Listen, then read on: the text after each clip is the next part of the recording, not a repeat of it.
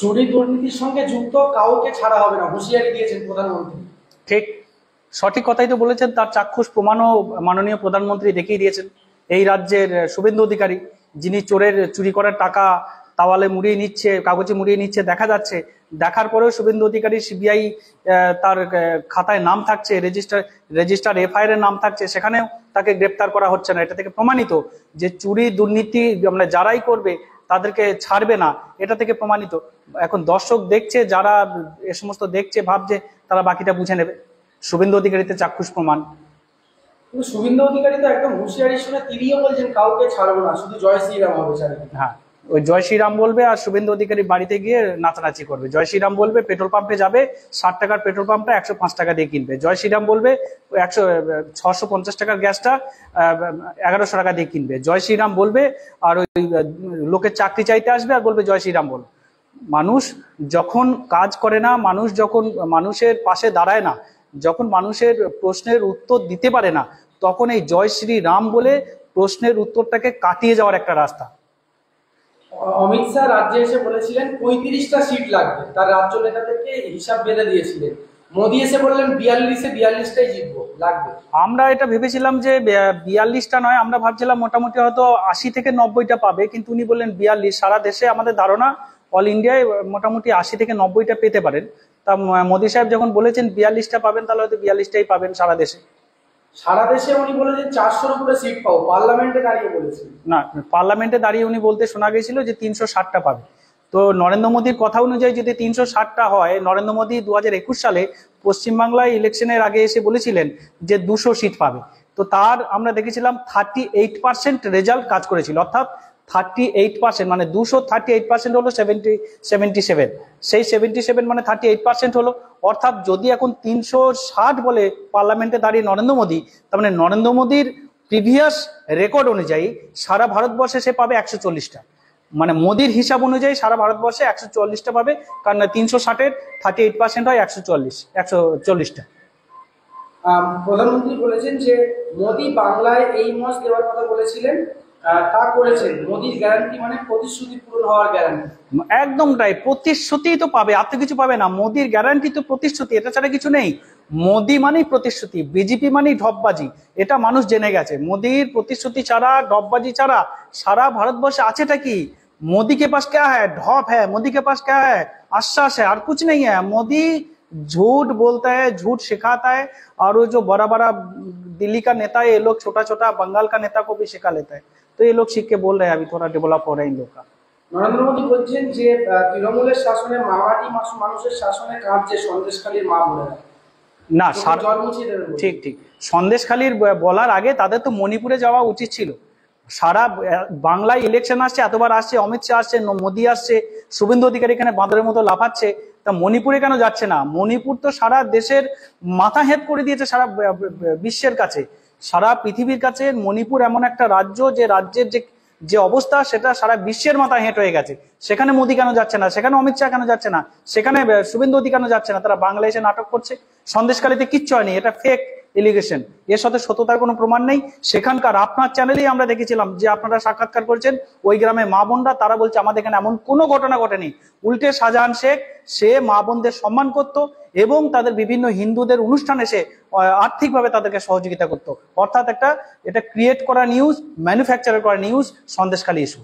আপনারা বলতেন যে প্রধানমন্ত্রী, বিজেপি চাইছে এক দেশ, এক ধর্ম এবং এক দেবতা, অর্থাৎ ভগবান রাম। কিন্তু নরেন্দ্র মোদী আজকে কৃষ্ণনগরে তিনি বক্তব্য শুরু করার পূর্বেই বলেছেন হরে কৃষ্ণ, জয় গৌরাঙ্গ। তিনি এই স্লোগানগুলো দিয়ে তিনি তার বক্তব্য শুরু করেছেন। আসলে মোদীর এখন রামের প্রতি কনফিডেন্স লুজ হয়ে যাচ্ছে। একা রামের ওপরে মোদী আর ভরসা রাখতে পারছে না। তাই রাম যদি কাজ না করে, পাশাপাশি গৌরাঙ্গকে সাপোর্ট হিসেবে রাখতে চাইছে, কৃষ্ণকেও সাপোর্টার হিসেবে রাখতে চাইছে। পুরোপুরি রামের উপরে ভরসা এখন আর বিজেপি ঠিক যেন কোথাও পাচ্ছে না, কারণ বুঝে গেছে রাম যদি ঠিকঠাক না পার করে তাহলে মুশকিল হয়ে যাবে। তাই পাশে সাপোর্টার হিসেবে কৃষ্ণ, গৌরাঙ্গকেও দরকার। তিনি কৃষ্ণনগরে আজকে জনসভা থেকে সব বক্তব্য বলেছেন, সবকিছু বলার চেষ্টা করেছেন। আপনার মতুয়াদের যিনি সাংসদ ঠাকুর, কি ঠাকুর, শান্তনু ঠাকুর, তিনিও স্টেজে ছিলেন। তিনি সব প্রসঙ্গ করলেও সিএ প্রসঙ্গ তোলেন। এদিকে অমিত শাহ হুঁশিয়ারি দিয়ে বলেছেন সিএ করবোই, কেউ রুখতে পারবে না। আমি 140 বার আপনাদের চ্যানেলে আমি লাইভে বলেছি এবং আপনাদের চ্যানেলে নিউজে বলেছি, সমস্ত চ্যানেলে বলেছি, ক্ষমতা থাকলে বিজেপির বাপ ঠাকুরদা বেটা যারা আছে সিএ লাগু করে দেখাক। সিএ লাগু করতে পারবে না, পারবে না, পারবে না, এটা গ্যারান্টি। কারণ হলো সিএতে নাগরিকত্ব দেওয়ার কথা কোথাও লেখা নেই। তারা যে মিথ্যা প্রতিশ্রুতি দিয়ে গেছে, নরেন্দ্র মোদী এসে বলে গেছে যে সিএ লাগু করবো এবং মতুয়ারা নিঃশর্তে নাগরিকত্ব পাবে সিএর মাধ্যম দিয়ে, সেটা যে মিথ্যা ভাঁওতা, সিএটা ভাঁওতা, লাগু করলে প্রমাণ হয়ে যাবে। তাই তারা সিএ লাগু করতে পারবে না, এটা গ্যারান্টি সহকারে বলছি আমি, কোনোদিন লাগু করতে পারবে না। কারণ সিএতে নাগরিকত্ব পাবে না, যেদিন সিএ লাগু হবে সেই দিন বিজেপি নেতাদের পিটিয়ে চামড়া গুটিয়ে দেবে পাবলিক। কিন্তু সিএ করে যদি হিন্দুদের তারা নাগরিকত্ব দিতে চায়, উদ্বাস্তু হিন্দুদের, তাহলে আপনাদের সমস্যা কোথায়? কেন বিরোধিতা করছে? সিএতে তো কাউকে নাগরিকত্ব দেওয়ার কথা বলাই নেই, সিএর মাধ্যমে কেউ নাগরিকত্ব পাবে না। সিএতে যেটা বলা আছে যে যারা পূর্ব বাংলা এবং পূর্ব পাকিস্তান এবং আফগানিস্তান থেকে যারা এসেছে এবং 6টা সম্প্রদায়, সেই 6টা সম্প্রদায় আসার পরে, ভারতে আসার পরে যারা শরণার্থী হিসেবে আবেদন করেছে যে আমাকে ধর্মীয় অত্যাচারের কারণে এই দেশে চলে এসেছি বা পালিয়ে এসেছি বা আমি আশ্রয় প্রার্থী, এইরূপ যারা আবেদন করেছে তাদেরকে বলা হচ্ছে, আর তারা অবৈধ অনুপ্রবেশকারী নয়, তাদেরকে পাসপোর্ট অ্যাক্ট আর ফরেনার অ্যাক্টে ছাড় দেওয়া হয়েছে।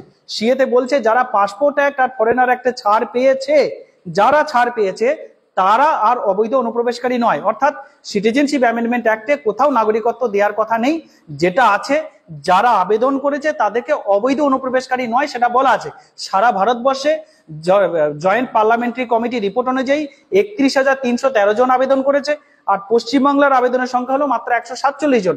যদি সিএ লাগু হয় এই বাংলায় 147 জন মাত্র, যদি 3 কোটি 3টে কান্ট্রির লোক থেকে থাকে এই দেশে, তাহলে মাত্র 147 জন মানুষ যারা অবৈধ অনুপ্রবেশকারী থাকবে না।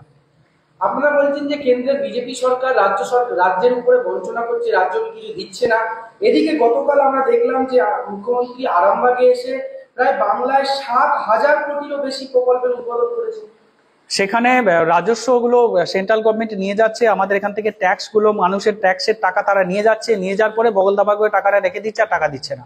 আর যখনই দেখছে কোনো একটা প্রকল্প রেকর্ড তৈরি করে ফেলছে ওয়েস্ট বেঙ্গল, পশ্চিমবঙ্গ সরকার, মমতা বন্দ্যোপাধ্যায়, তখনই কি করছে, সেই প্রকল্পটাকে বদনাম করার জন্য সেখানে বলা হচ্ছে যেখানে কারচুপি হয়েছে, এখানে দুর্নীতি হয়েছে, এখানে এই হয়েছে বলে একটা স্লোগান তৈরি করে, একটা ন্যারেটিভ তৈরি করে এটা বিভিন্ন মিডিয়ায় টাকা দিয়ে একটা প্রচার করা হচ্ছে। অর্থাৎ এই রাজ্যের করের টাকা নিয়ে গিয়ে তারা আটকে রাখছে, এই রাজ্যে রাজস্ব যে প্রাপ্য সেই টাকা দিচ্ছে না। 100 দিনের কাজে কেন্দ্র সরকার 100 দিনের কাজে কেন্দ্র সরকার এই রাজ্য সরকারকে স্বীকৃতি দিয়েছে নাম্বার 1-এ। যখনই স্বীকৃতি নাম্বার 1 ঘোষণা করলো তার কয়েকদিন পরেই কি হলো, বললো এখানে দুর্নীতি হয়েছে।